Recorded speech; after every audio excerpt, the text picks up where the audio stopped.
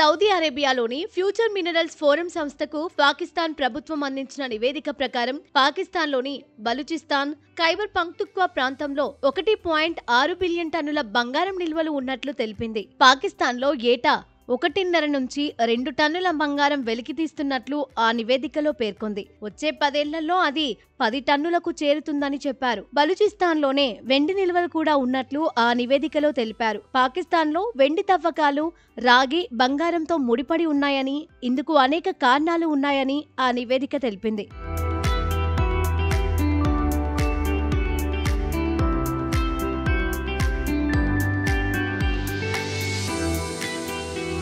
దేశంలో ఉన్న వెండంతా ఇతర లోహాల ఉత్పత్తిలో భాగంగా అదనంగా ఉత్పత్తి అవుతున్నదే. ఇంధన శాఖ కింద పనిచేస్తున్న ఓ సంస్థ దేశంలోని అనేక ప్రాంతాల్లో విలువైన లోహాలు, ఖనిజాలను వెలికితీస్తోందని జీఎస్పీ 2022-23 నివేదిక చెబుతోంది. పాకిస్తాన్ ఆధీనంలో ఉన్న గిల్గిత్ బాల్టిస్తాన్లోని బరీద్ హన్కోయి ప్రాంతంలో బంగారం, రాగిని వెలికితీసేందుకు జియోలాజికల్ సర్వే ఆఫ్ పాకిస్తాన్ అధ్యయనం చేస్తోందని ఆ నివేదిక తెలిపింది. దీంతో పాటు పంజాబ్ ప్రావిన్స్లోని ఆటోక్ జిల్లా, ఖైబర్ పఖ్తూన్ఖ్వా జిల్లాలోని మన్షార జిల్లాలో జియోకెమికల్ సాంకేతికతను ఉపయోగించి ప్లేసర్ గోల్డ్తో పాటు ఇతర లోహాలు ఉన్నాయేమోనని గుర్తించేందుకు జీఎస్పీ ప్రయత్నాలు చేసింది.